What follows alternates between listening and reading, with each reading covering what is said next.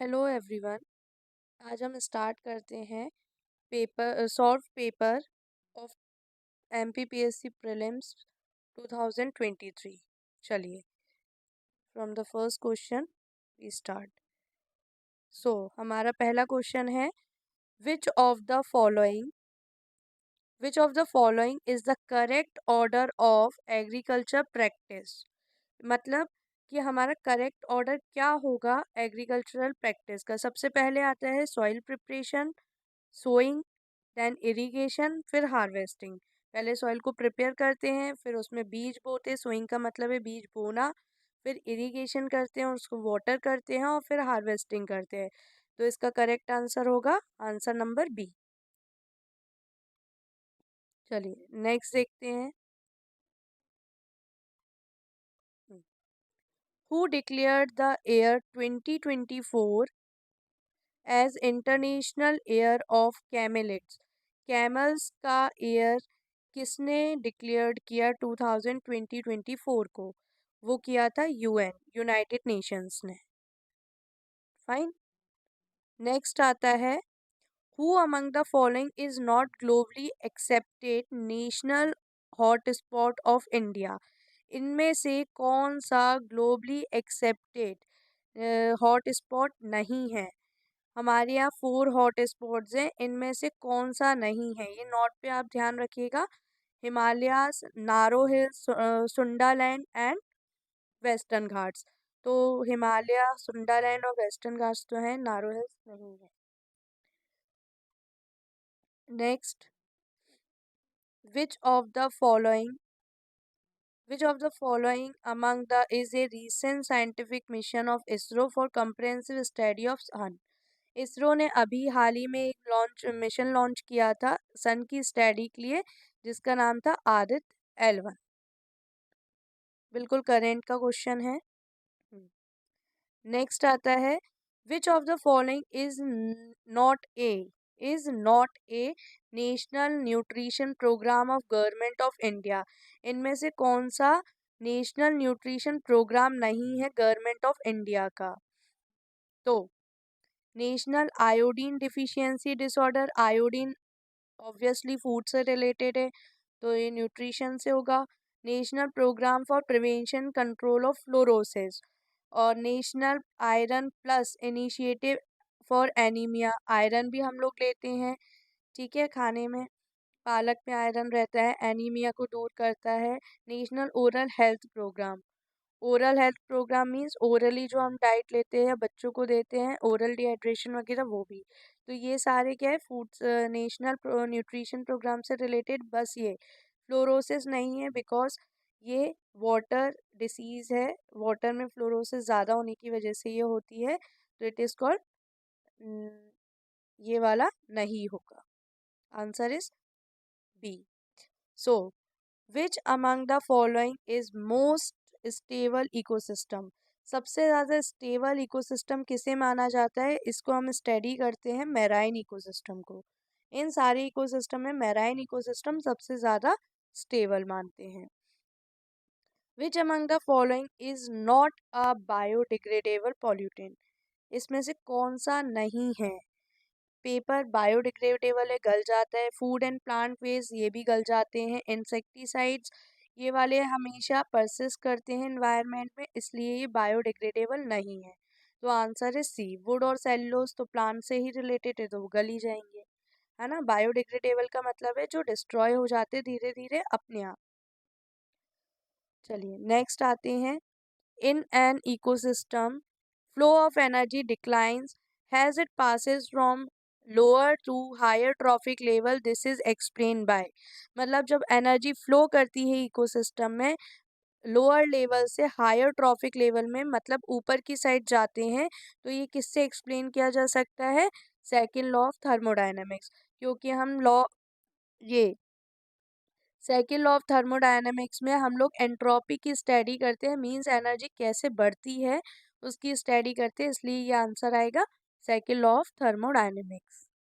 Next आते हैं osteoclast are associated with which of the following. Osteoclast एक disease होती है जो कि बोन से रिलेटेड होती है, ठीक है, बोन का गलना या बोन कमज़ोर होने की वजह से जो फ्रैक्चर हो जाते हैं, ठीक है, या बोन का फॉर्मेशन, इन दोनों में डाउट है, दोनों आंसर्स आ सकते हैं, बोन फॉर्मेशन भी और बोन फ्रैक्चर भी, बिकॉज ऑस्टियोक्लास्ट बोन से रिलेटेड है।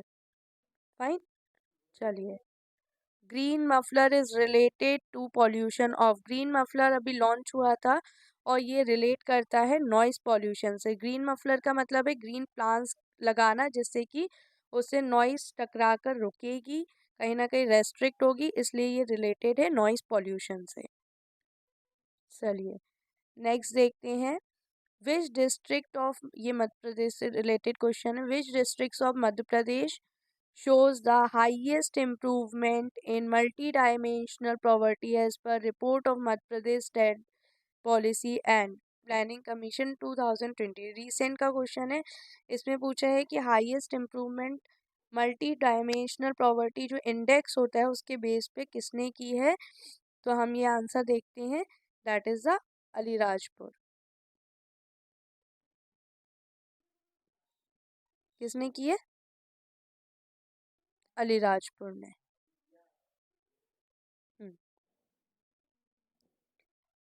नेक्स्ट है, how did Madhya Pradesh perform in assessment of states for business reform action plan 2020। Means 2020 में जो असेसमेंट होता है स्टेट्स का बिजनेस रिफॉर्म से रिलेटेड, उसमें मध्य प्रदेश को कौन सी स्टेट में रखा गया है। उसमें दो तीन स्टेट होती हैं, दैट इज अचीवर्स, अचीव्ड और अंडर अचीवर्स, ये सारी स्टेट होती है, तो मध्य प्रदेश रिलेट करता है, मध्य प्रदेश को रखा गया है, Madhya Pradesh was rated as achievers, achievers की लिस्ट में, तो आंसर होगा D. Fine, next.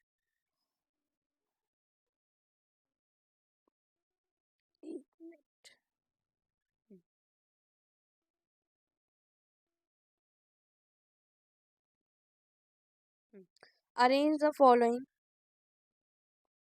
Arrange the following district of Madhya Pradesh in order of their decennial population growth rate during 2001 to 2011 as per 2011 census, arrange the lowest to the highest। Means growth rate के हिसाब से हर 10 साल में 2001 से 2011 में कैसे कैसे बढ़ी है, तो हमें उसको डिस्ट्रिक्ट वाइज लगाना है मध्य प्रदेश की, from lowest to highest level में। तो इसमें आएगा, सबसे पहले आती है अनूपपुर, बैतूल, छिंदवाड़ा, मंदसौर। मीन्स सबसे ज़्यादा कम, सबसे कम बढ़ी है अनूपपुर में, फिर बैतूल, फिर छिंदवाड़ा, फिर मंदसौर की सबसे ज़्यादा हुई है पॉपुलेशन, तो आंसर इज बी। चलिए नेक्स्ट आता है, what is the objective of, 14th question, what is the objective of Tatya Mama economic welfare scheme, new scheme.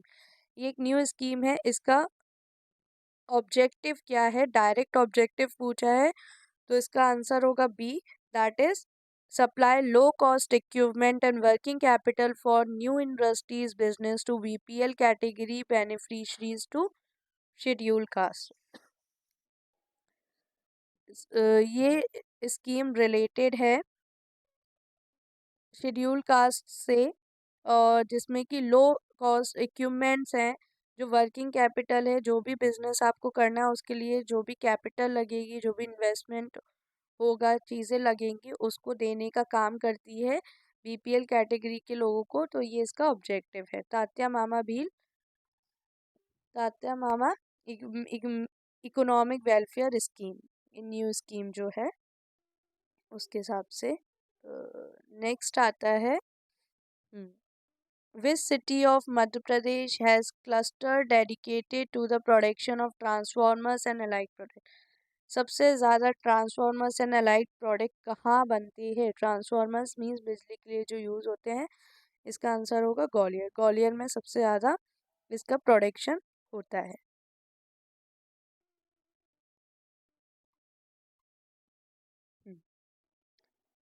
चलिए नेक्स्ट आता है, what is the A maximum age limit of high court जज? Maximum age limit क्या है high court जज की? बहुत ही direct question है, इसका आंसर होगा 62 years, that is the B.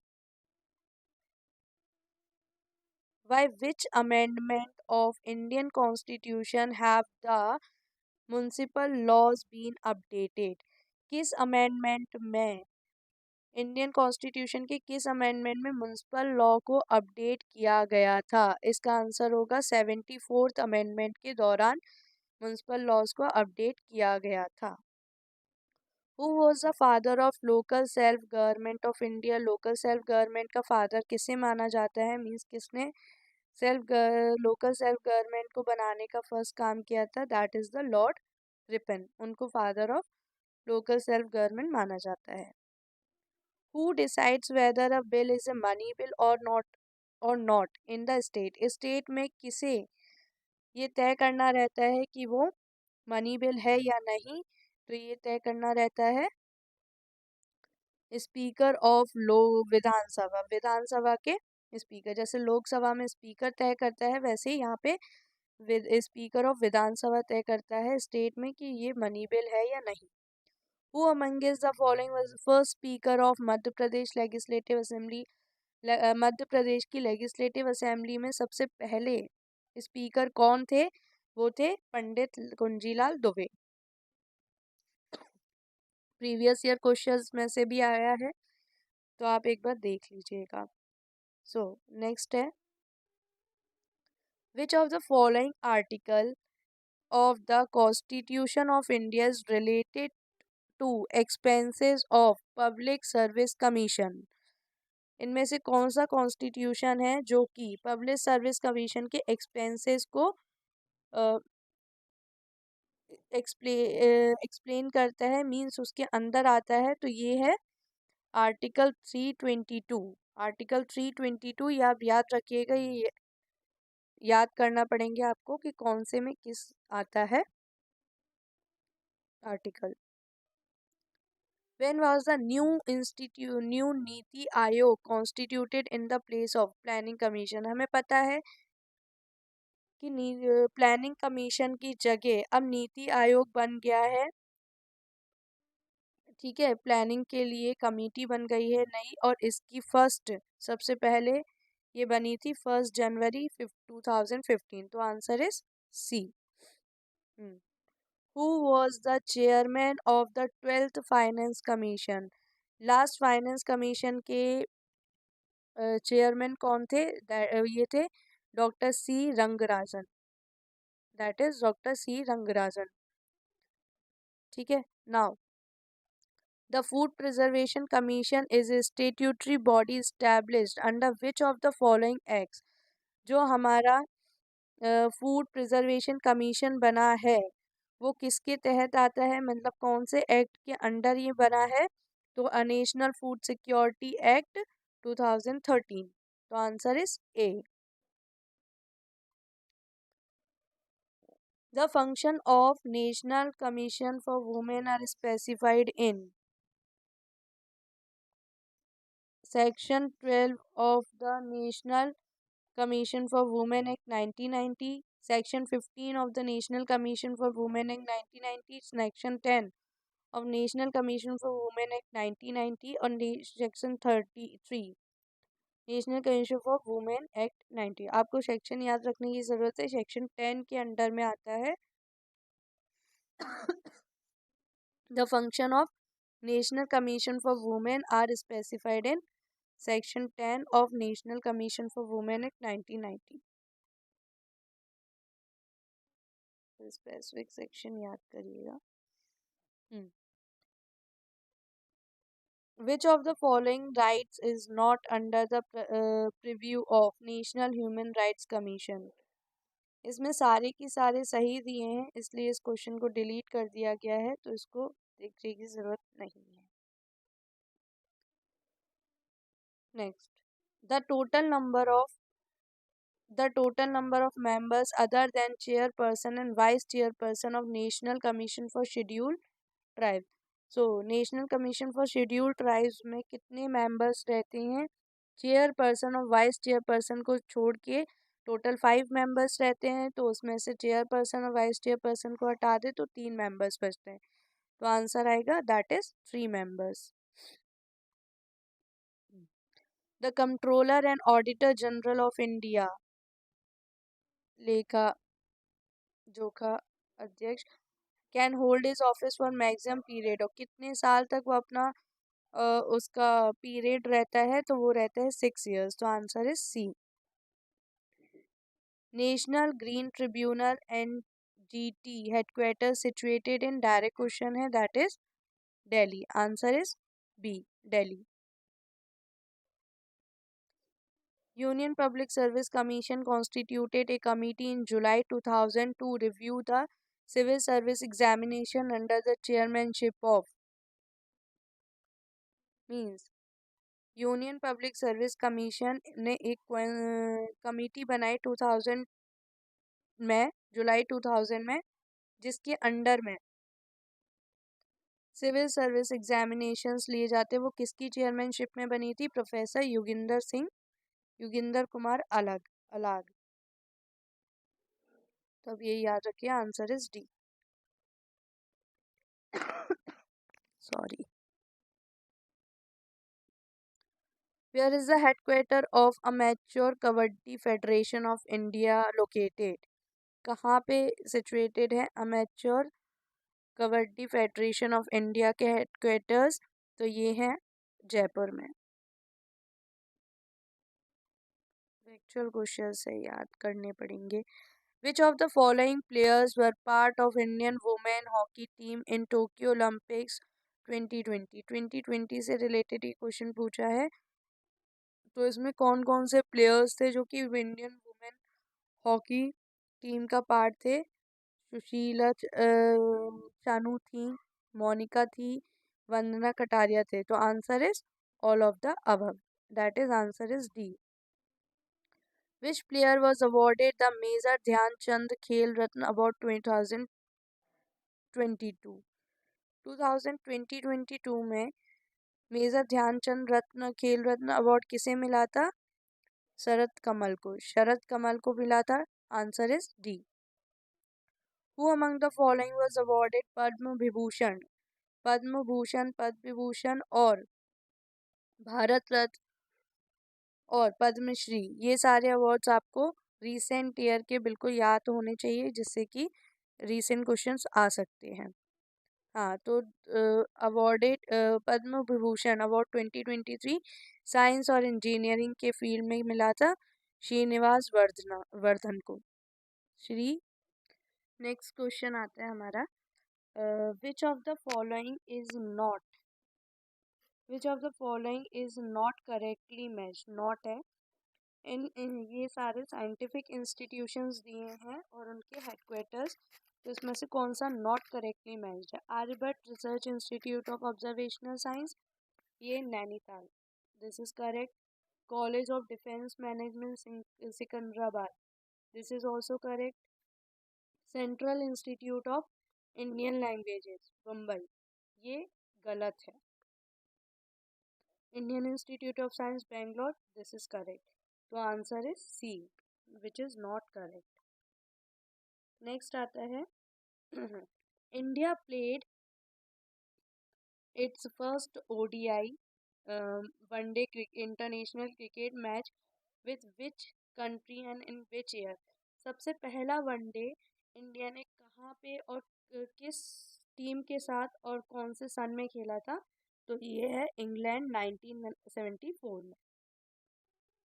England 1974 में खेला था। From which year did the celebration of 21st International Yoga begin? कौन से ईयर में इंटरनेशनल 21 जून इंटरनेशनल डे योगा डे के रूप में मनाया गया? दैट इज 2015 से स्टार्ट हुआ था, answer is B. Who is the first Indian women soldier sky diver? हमारे इंडिया की फर्स्ट इंडियन वुमेन कौन है सोल्जर स्काई डाइवर है? उसका नाम है मंजू। ये अभी रिसेंट का ही क्वेश्चन है, तो ध्यान दीजिएगा। From which of the form the following industrialist who is known as the steel man of India? इनमें से किसे स्टील मैन ऑफ इंडिया कहा जाता है? जमशेद जे ईरानी को। Governor of the year award at Central Banking Award 2023 was conferred upon Governor of Central Bank of which country? किस country के governor को, गवर्नमेंट ऑफ सेंट्रल बैंक को गवर्नर ऑफ द ईयर का award दिया गया हाल ही में 2023 में? तो वो थे इंडिया के जो रिजर्व बैंक ऑफ इंडिया के गवर्नर है उनको ये अवार्ड दिया गया। So next is which of the following is not E procurement portal? इनमें से कौन सा ई प्रोक्यूरमेंट पोर्टल नहीं है? प्रोक्यूरमेंट मतलब मंडी से रिलेटेड पोर्टल नहीं है। तो एमपी टेंडर्स ये है, जैम है, और एमपी लोन ये भी है। एमपी ऑनलाइन ये एजुकेशन फॉर्म्स और इन सब से रिलेटेड है। तो आंसर क्या होगा? दैट इज द सी। इसमें नॉट पूछा है इसलिए। नेक्स्ट आता है हमारा विच of the following is a type of internet connection that uses telephone lines? ऐसा कौन सा इंटरनेट कनेक्शन है जो टेलीफोन लाइंस को यूज करता था? तो ये है डीएसएल। डीएसएल जो कनेक्शन है वो इंटरनेट टेलीफोनिक लाइंस को यूज करके इंटरनेट प्रोवाइड करता था। विच of the following is an advantage of e commerce? का एडवांटेज क्या है? एबिलिटी टू ऑपरेट 24/7 ये सही है, कभी भी हम कर सकते हैं। लिमिटेड रीच नहीं, ये गलत है, लिमिटेड रीच तो है ही नहीं। Instability to personalise the shopping experience नहीं, हम पर्सनल शॉपिंग आराम से कर सकते हैं। हायर ऑपरेशनल कॉस्ट, बहुत ज़्यादा ऑपरेशनल कॉस्ट नहीं है बिकॉज हम अपने ही एंड्रॉयड फ़ोन से ई कॉमर्स वो शॉपिंग वगैरह ये सब कर सकते हैं। तो आंसर क्या होगा? Ability to operate 24/7, that is answer A. Next है which of the following is which of the following is a type of cyber attack that involves tricking users into revealing sensitive information? ऐसा कौन सा attack है cyber security से related? ये question है। तो ऐसा कौन सा साइबर अटैक है जिसमें जो अटैकर है वो ट्रिक यूज करता है हमें से सेंसिटिव इंफॉर्मेशन निकलवाने के लिए, मतलब हमारी पर्सनल इंफॉर्मेशन निकालने के लिए? तो इसका आंसर होगा फिशिंग अटैक। इसको हम कहते हैं फिशिंग करना। ठीक है। What is the purpose of A fire wall in cyber security? Fire wall का क्या पर्पस होता है? फायर वॉल एक ब्राउजर है, ठीक है। तो इसको to allow unrestricted access to a internet, to block unauthorized access to a network, to create a backup of network data। ये तो हो ही नहीं सकता क्योंकि बैकअप तो कुकीज में आता है, और नन ऑफ दीज, ठीक है। और to allow unrestricted access to the network, ये भी नहीं हो सकता, अनरेस्ट्रिक्टेड नहीं करता है, अनऑथोराइज्ड असेस को रोकता है। तो आंसर होगा बी, ब्लॉक करता है। Flipkart, Alibaba, Amazon are examples of B2C और B2B, दोनों काम करते हैं। बिजनेस वाले भी यूज़ कर रहे हैं और कस्टमर्स भी डायरेक्टली यूज़ कर रहे हैं। तो आंसर दोनों हो सकते हैं। अब ये बात तो एग्जामिनेशन डिपार्टमेंट को दोनों मानना चाहिए। नेक्स्ट है what is the process by which receiver interprets the symbol use by the source of the message? मतलब ऐसी कौन सी प्रोसेस है जिससे कि जो रिसीवर है वो सिंबल के थ्रू किसी मैसेज को समझता है? तो हम क्या करते हैं, कोड के फॉर्म में देते हैं अगर मैसेज, तो उसको हम क्या करते हैं, डिकोड करते हैं। तो आंसर क्या होगा? Decoding is the process. ठीक है। Which of the following is not A web browser? इनमें से कौन सा वेब ब्राउजर नहीं है? तो इंटरनेट एक्सप्लोरर वेब ब्राउजर है, Mozilla Firefox, Google Chrome, Yahoo क्या है? मेल है। तो फिर याहू होगा। Answer is Yahoo. Chat GPT was develop by open AI के थ्रू बना है। चैट जीपीटी क्या है? एक नेट वो एप्लीकेशन है जिसके ऊपर हम कोई भी राइटिंग करते हैं उसको वो एकदम डेवलप्ड फॉर्म में देता है, तो हम एआई के थ्रू, मतलब हम बोल भी सकते हैं उसमें, लिख भी सकते हैं, तो उसके थ्रू हम क्या अपना एक करेक्ट मैसेज दे ले सकते हैं, तो उसको हम चैट जीपीटी किसका है, open AI. Which electronic device was used in the second generation computer, ये बेसिक कंप्यूटर्स का क्वेश्चन है, जिसमें कि हमने जनरेशन्स जो पढ़ते हैं उसमें सेकंड जनरेशन, फर्स्ट जनरेशन में तो वैक्यूम ट्यूब हुआ था, ठीक है, VLSI, ये थर्ड और फोर्थ जनरेशन से आया है, ट्रांजिस्टर थे सेकंड जनरेशन में, ठीक है, तो answer is C. Where is Tatipaka oil refinery located, तो ये आंध्र प्रदेश में लोकेटेड है, ताकि Tatipaka oil refinery. Which of the following seas is near the Gaza strip, Gaza strip के नियर कौन सी सी आती है, तो अगर आप मैप देखेंगे तो मेडिटेरियन सी आता है, यूरोप और अफ्रीका और एशिया को बीच में आता है, तो वहीं पे गाजा स्ट्राइप आती है, तो Mediterranean sea is the correct answer. ठीक है, मैच द फॉलोइंग, प्लेस दी है और स्टेट दी है, इनमें से कौन सी स्टेट किसके थ्रू है, तो आप इसको सबसे पहली हिंट तो आ जाती है यही, बालाघाट को आप लगा लीजिए मध्य प्रदेश से, क्योंकि मध्य प्रदेश का है तो आपको ज़्यादा अच्छे से पता होगा, तो थर्ड का तो डी हो जाता है, ठीक है इसमें, तो इसमें से फर्स्ट ए ऑप्शन,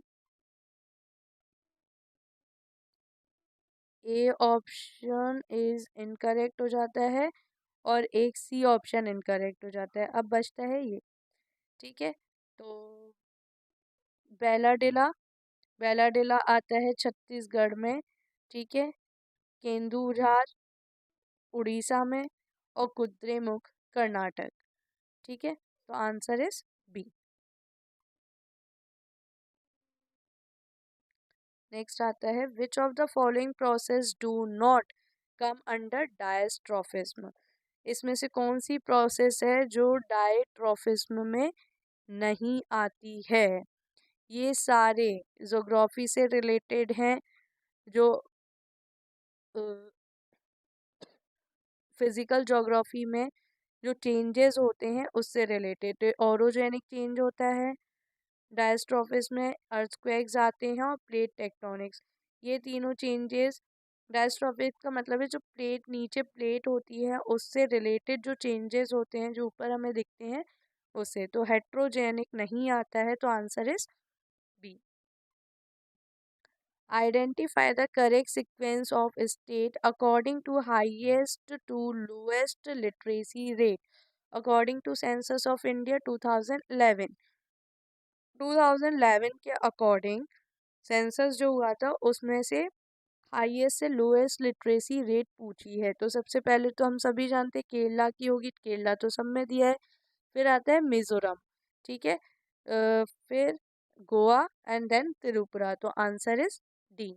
आपको ये चीज़ें याद करनी पड़ेगी, कौन सा लिटरेसी रेट है 2011 सेंसस को मेनली आप ध्यान रख के करिए, प्रीवियस ईयर क्वेश्चन से हमें पता लग जाता है किस टाइप के क्वेश्चन आएंगे। नेक्स्ट है, which of the following atmospheric layers is known for changes in climate and weather, तो सबसे पहली जो लेयर होती है एनवायरनमेंट की नीचे साइड से, उसमें सारे चेंजेस होते हैं, वेदर चेंजेस होते हैं, क्लाइमेट चेंजेस होते हैं, तो सबसे answer is troposphere, that is the D. Which of the following river rises from Trimbak hills in Nashik district, इसमें से कौन सी रिवर है जो त्रिम्बक हिल्स से नासिक डिस्ट्रिक्ट से निकलती है, तो वितरना रिवर जो है वो वहां से निकलती है। चलिए, ये सारे क्या है, बायोस्फीयर रिजर्व्स दिए हुए हैं, match the following pair and identify the correct order, biosphere reserves दिए हुए हैं और स्टेट दी है, तो हमें देखना है इसमें, तो नॉकरेक आएगा मेघालय में, मानस आसाम में होता है, आसाम में है, सिमलीपाल उड़ीसा में है, और सचेलम आंध्र प्रदेश में है, तो आंसर इज ए। सारे 18 बायोस्फीयर रिजर्व्स हैं, उसको आप उसकी स्टेट्स के संग याद कर लीजिएगा, जिससे कि आसान होगा क्वेश्चंस करना। चलिए नेक्स्ट आता है, the first successful attempt to tap water heat was made in. Tap water को हीट करने का पहला सक्सेसफुल अटेम्प्ट कहाँ किया गया? वॉइस इडाहो इडाहो यूएसए में, वॉइस इडाहो यूएसए में। ठीक है, which of the following is also called molasses basin. इनमें से किसे हम मोलेसिस बेसिन के नाम से भी जानते हैं? तो इसका आंसर होगा Mizoram, that is the C.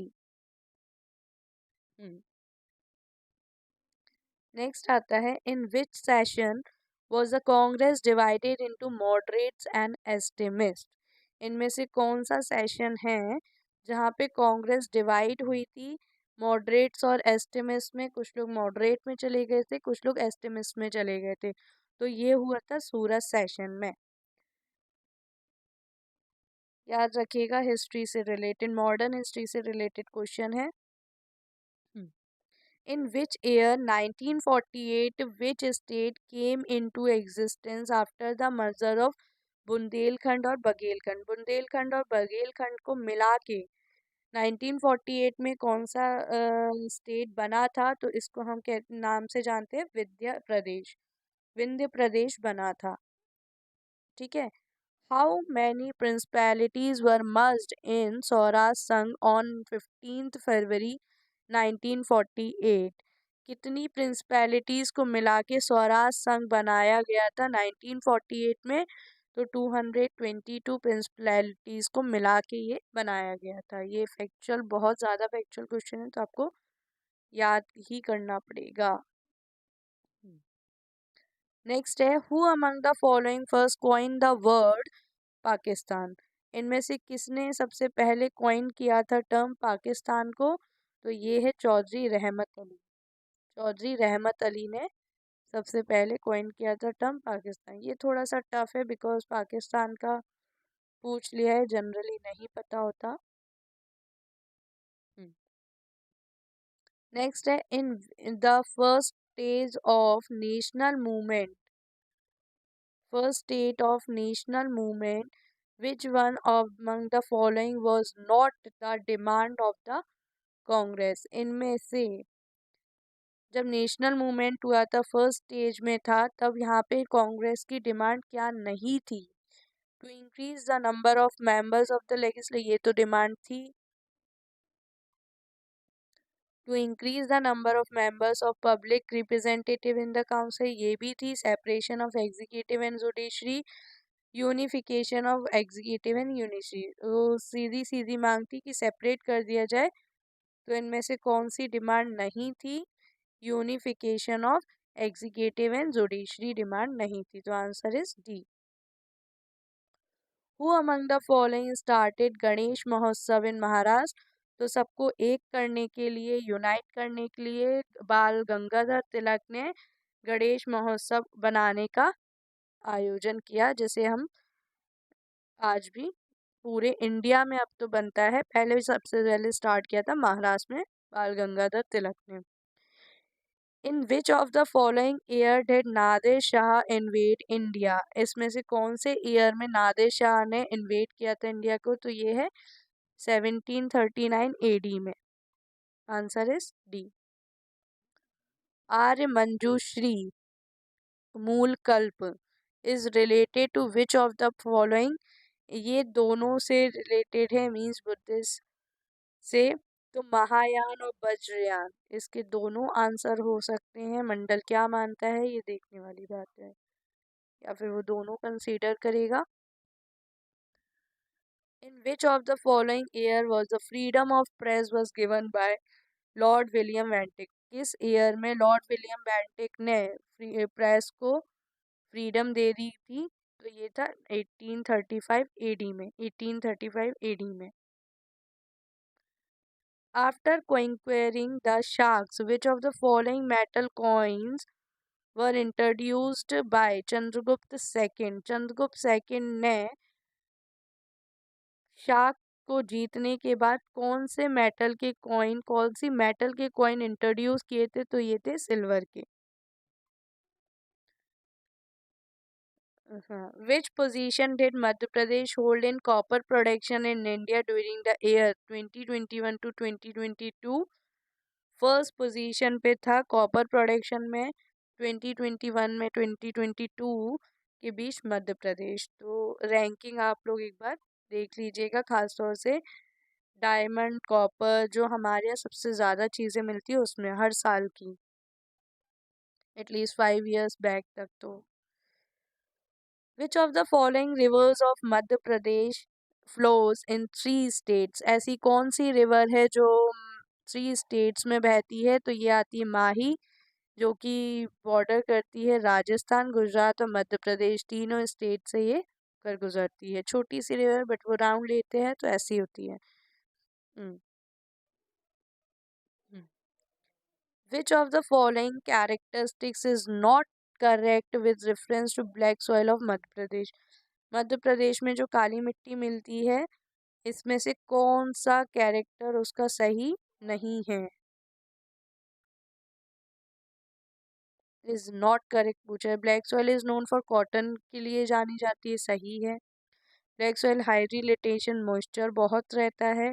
Black soil high sand contain, नहीं ये गलत है, बिकॉज सैंड कंटेन ज़्यादा होगा तो मॉइस्चर रिटेंशन उतना नहीं होगा और वो उतनी अच्छी उपजाऊ भी नहीं होगी।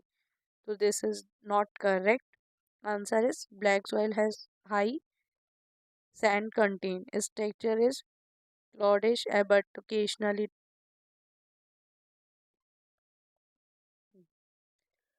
Purna River is a tributary of which of the following rivers? Tapti की ट्रिब्यूटरी है पूर्णा रिवर, ताप्ती की ट्रिब्यूटरी है। Bijagarh hill is situated in which out of the following mountain ranges? Bijagarh hill किस माउंटेन रेंज पर स्थित है? तो सतपुरा। हमारे यहाँ मध्य प्रदेश में जितनी भी माउंटेन रेंजेस हैं उसमें जितने हिल्स हैं वो आप एक बार देख लीजिएगा, क्योंकि क्वेश्चन बीच बीच में बन जाते हैं। So which of the following statement is not correct regarding the climate of Madhya Pradesh? Madhya Pradesh के क्लाइमेट के बारे में 4 पॉइंट्स दिए हैं, इनमें से कौन सा नॉट करेक्ट है? Climate of Madhya Pradesh is tropical, ये सही है। The state comes under the monsoon climate. That is also correct. Temperate climate is found in the southern part of the state. Tropic of Cancer passes in central part. ये भी सही है। Temperate climate southern part में नहीं मिलता है, तो answer is C. Which type of forest are not found in Madhya Pradesh? इसमें से कौन से फॉरेस्ट नहीं पाए जाते? एल्पाइन फॉरेस्ट नहीं पाए जाते हैं। थॉर्नी भी हैं, वो भी हैं। एल्पाइन जनरली कोल्ड एरियाज में पाए जाते हैं। So Madhya Pradesh central state है, कोल्ड तो है ही नहीं। Which of the following thermal power plant station situated at Chachai of Anuppur district? Chachai of Anuppur district में, अनूपपुर मतलब हमारे मध्य प्रदेश की ही, तो ये कौन सा पावर स्टेशन है? अमरकंटक के पास ही लगता है, तो अमरकंटक पावर स्टेशन पाया जाता है। Which of the following state is not correct regarding the roadways of Madhya Pradesh according to basic road statics?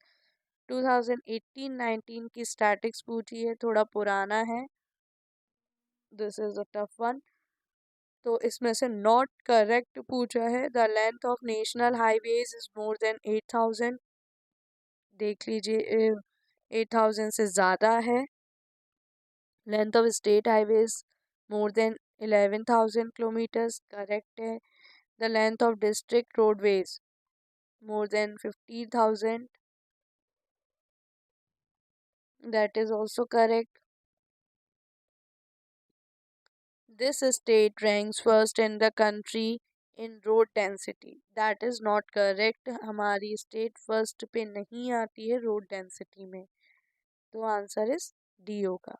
Not correct पूछा था ना, तो answer is D. In the year 2020-21, which of the following district holds the first position production of cotton in Madhya Pradesh? इनमें से कौन सी district है जो 2020 से 21 में कॉटन प्रोडक्शन में नंबर 1 थी, तो क्या है, खरगोन डिस्ट्रिक्ट। जो मेन क्रॉप्स हैं मध्य प्रदेश की, उसमें आप नंबरिंग एक बार देख लीजिएगा।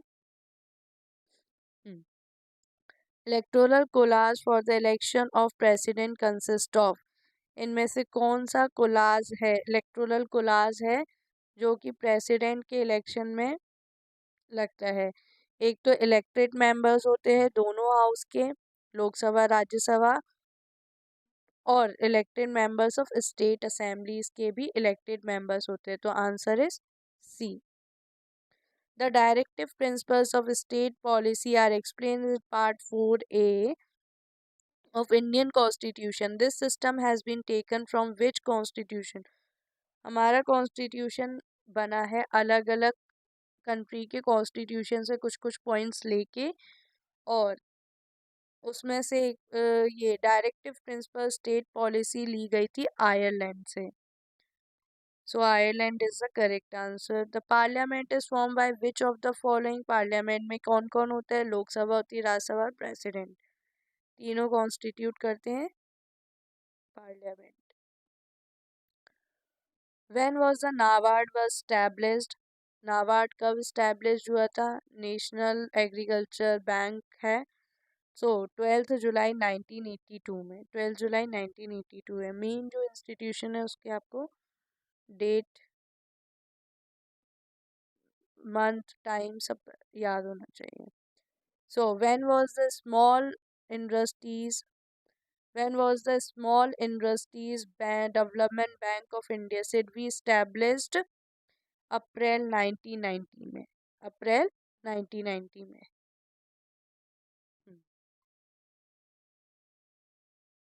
अप्रैल 1990 में SIDBI. How many banks were nationalised in India in 1980? 1980 में कितने बैंक नेशनलाइज्ड हुए थे? तो 6 banks are nationalised in India in 1980। So which amendment of constitution has the right to education became a fundamental right? किस amendment के बाद right to education fundamental right हो गया था? 86 कॉन्स्टिट्यूशनल अमेंडमेंट। जितनी भी अमेंडमेंट्स है कॉन्स्टिट्यूशन के अंदर, मेन वो सब आपको पता होना चाहिए कि उसमें कौन कौन से चीज़ हुए थे। तो राइट टू एजुकेशन हुआ था, fundamental right, 86 constitution. Answer is D. Article 51A deals with fundamental duties. Currently, how many fundamental duties? 11 duties mentioned है, पहले 10 थी, अब 11 है। By which constitutional amendment was the term socialist included in the preamble? तो 42nd amendment of constitution के बाद socialist secular word add किया गया था, सोशलिस्ट वर्ड ऐड किया गया था। So which plan was the constituent assembly created? किस प्लान, मॉडर्न हिस्ट्री का क्वेश्चन है। कॉन्स्टिट्यूएंट असेंबली किस प्लान के दौरान क्रिएट की गई थी? तो कैबिनेट मिशन प्लान के दौरान। नेक्स्ट आता है Bhima Nayak was related to which princely state? Barwani, Barwani से। भीमा नायक कहाँ से बिलोंग करते? बड़वानी डिस्ट्रिक्ट से। When did tribal leaders Sitaram Kanwar and Raghunath Singh Mandoli Bhilala join the anti-British revolutionary? कब इनने ज्वाइन की थी? 1857 AD में, 1857 AD में, जब लड़ाई के बाद, लड़ाई के दौरान। Okay. Which folk dance is prevalent on the occasion of Deepavali? Sagar region area में कौन सा डांस दीपावली के दौरान ज्यादा किया जाता है? तो वो है Mauni dance, Mauni dance. Which other name was religious place Chitrakoot also recognized by? वो चित्रकूट को एक और नाम से हम जानते हैं, तो वो नाम क्या है?